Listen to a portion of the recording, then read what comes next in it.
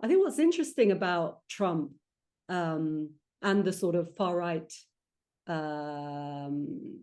team Trump that is behind him, behind the Trump administration, is just how anti-Semitic it is, right?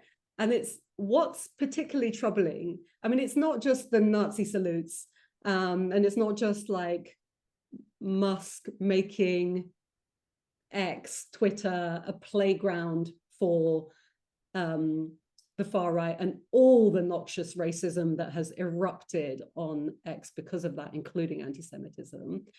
But it's also the way that they have turned being Jewish into like an ideology, right? So we got a foreshadowing of this a few years ago where we had like Rudy Giuliani, the former Trump attorney. He was talking about the billionaire philanthropist George Soros, and he said, Giuliani, a Roman Catholic, said, well, I'm more Jewish than he is. He's not really Jewish, right? And you like fast forward a few years and you get Trump saying of Chuck Schumer, the Democrat, well, he's not really Jewish. He's more a Palestinian, thereby managing to insult both Jewish people and Palestinians by suggesting that being Palestinian is somehow a slur.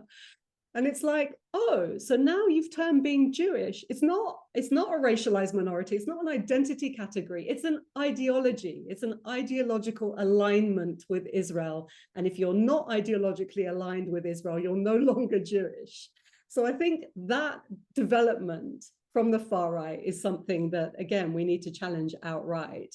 And I think one of the things that they try to do in the US, in the UK, is marginalize Jewish people who do not agree with that. And the reality is that you look at the polling in the UK, you look at the polling in the US around support for Israel, around definitions of anti-Semitism. We're not dealing with Jewish people who disagree with the way things are going, who disagree with the horrors of the war on Gaza.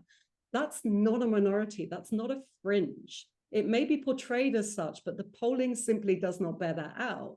It is a political constituency that is currently not being represented, not by its own Jewish communal bodies, but actually not in the way that the mainstream media conversation is conducted either.